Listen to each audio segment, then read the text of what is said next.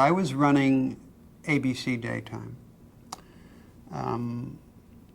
And when I was very young, and my boss called me in, Edgar Sherrick, who was also my mentor, and he said to me, how would you like to be head of daytime programming? I said, well, I've never watched daytime programming, so I don't know anything about it. He said, well, that makes you eminently qualified. And he said, you can be the head of daytime programming. And I was only a director of program development in New York. And I thought, wow. All my friends immediately, including Aaron Spelling, said to me, daytime television? You can't go into daytime television. That's terrible. And you'll be out of the mainstream. You'll be forgotten. But I thought, well, they're going to let me do what I want to do. I can be the head. It's like my own little company. And so I went back and I said, okay, I want to be a vice president. I want to raise to $30,000 a year. And I want a development fund to develop new shows. And Edgar said, why would you need a development fund? I said, well, we have one at night. I need one in daytime. And he said, all right, well, you can have $100,000 for your entire development fund. And he said, one thing I want you to know, though, you'll be back in nighttime in 18 months. And I said, why? And he said, because our ratings are so low that we get about a 6 share of audience, of the audience, and NBC and CBS have about a 30 share each. It was just the 3 networks back then.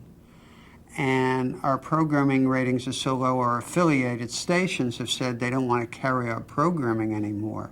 But they asked us to provide programming for 18 more months until they could get their local programming together to replace us. So I said, so I'm already out of business? He said, yeah. So everybody said, well, that's crazy. You can't go into a job that's already over. But I looked upon it the other way. As long as I was going out of business in 18 months, I couldn't fail. I was already out of business, so I could do whatever I wanted. And if I got lucky, who knew? And he said, you know, you can basically do whatever you want, just don't get us into trouble. And so I took the gamble, and it was great. It was one of the most fun experiences I've ever had. We came up with a Dick Clark show that summer called Where the Action Is, and then we did the dating game and the newlywed game. And then one day, I was asleep. It was very early in the morning, and my phone rang in my apartment in New York, and a man named Dan Curtis called me. And I had known Dan for a number of years. He had been a golf show producer. CBS Golf Classic was Dan. And he said, I have to see you. And I said, okay, is everything all right? He said, I have to see you. Now, Dan is a very forceful guy. He's a big physical guy. And so you have to tread carefully around Dan. And he said he wanted to see me. I said, all right, let me grab a shower. We'll have breakfast. We had breakfast. He said to me, I have to tell you, last night I dreamt a daytime show. Now, Dan Curtis talking about daytime television is almost an oxymoron. I mean, it would be the last thing you'd think that Dan Curtis would do, other than perhaps a fashion show. I said, you dreamt a daytime television series? He said, yes, I did. It's a drama. Let me tell you about it. I said, okay. And he said, there's this girl, and she gets on a train, and she's very nice and very pretty, but very fragile, and she's going up into New England somewhere. And she's going to be the governess for a man who's a very scary kind of guy who lives on this big, lonely... I said, Dan, let me stop you for a second. You're telling me the story of Jane Eyre. And he said, what's Jane Eyre? I said, well, it's a very famous story. He said, is anybody doing it for daytime television? I said, no. He said, so let me finish. And he went right on and told me this whole story. And we finished breakfast, and Dan was a very powerful salesman, but he also sparked something in me. So on the way back from breakfast, I stopped off at a bookstore, and I talked to the man there, and I asked him about Gothic novels.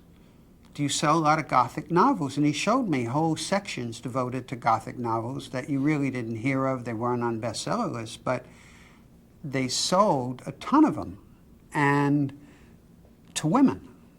I thought, aha. Because again, at ABC, when you're trying to get up from a 6 share, you better come up with something different. I thought, this sounds like something different. I called Dan, and he got a writer, and we developed a show called Dark Shadows. This gothic, but rather tame gothic daytime serial. And it went on the air. It was hard for ABC to get a rating in daytime, but we were doing pretty well with Dating Game and Newlywed Game. And we were going along, and nothing much was happening, and Dan came to see me again. I always saw Dan when he asked to see you, because he was physically powerful enough to walk through the door anyway. But he was a good guy and very smart. And he said to me, tell me the truth, you're going to have to cancel me, aren't you? I said, yeah, the numbers are not really good. He said, then let me take the lid off. I said, what do you mean by that, Dan? He said, let me really push the envelope. I said, okay, just as long as broadcast standards doesn't, say you can't do it. He said, well, they'll say I can't do it, but let me handle them. I said, okay. He said, what do you got to lose? You're going to have to cancel me anyway. Let me do these next 13 weeks the way I want to do it.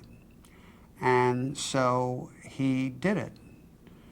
And it became a really, well before Tom Cruise and Brad Pitt, there was Jonathan Frid as Uncle Barnabas. And suddenly, the ratings took off. They just took off like it was going in an elevator. And it became this very chic, very avant-garde show, and the ratings took off, and Dark Shadows became a big success. What was interesting was the overall network, without sounding egocentric, they didn't take ABC off the air, because in 1 year we went from a 6 share to a 19 share, so we were starting to become very competitive. But of course, no one in management had ever seen any of the shows. They saw the Dating Game pilot because I had to make a pilot then. But other than that, they kind of left me alone. And now we're a big success, and ABC's making a ton of money in daytime, because you actually make much more money in daytime than you make in prime time, because the cost is so much less.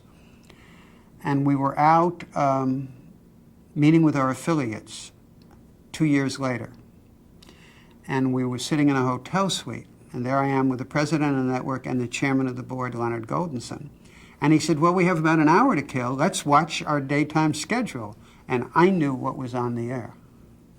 I knew it was Dark Shadows. And I said, no, all of our shows are over, because, see, they get played much earlier here. And the president said, no, they're not. We rebroadcast them. We don't play them at 6 o'clock in the morning. We play them in their regular time. Let's tune it on. I said, I don't think that's a good idea. We should go anyway, traffic. And they said, no, let's watch. They turned on, and there was Dark Shadows. And it was a scene in which his niece, Jonathan's niece, Uncle Barnabas's niece, was on the balcony. And she said, oh, what a beautiful night. It's a full moon. And Barnabas looked up and said, yes, it is, my dear, and leaned forward, and then and opened his mouth, and we cut to commercial. At which point, Leonard Goldberg leaned over and said, he has a very funny face. I said, no, he said, yes, he has very strange teeth. I said, not really, no. And Tom Moore, the president, said, yeah, Leonard is right. He has very weird teeth. Why is he leaning over her neck that way? And I said, because he's a vampire. And Tom said, we better get going because we're late, and turned off the set. And that was the only discussion we ever had about Dark Shadows.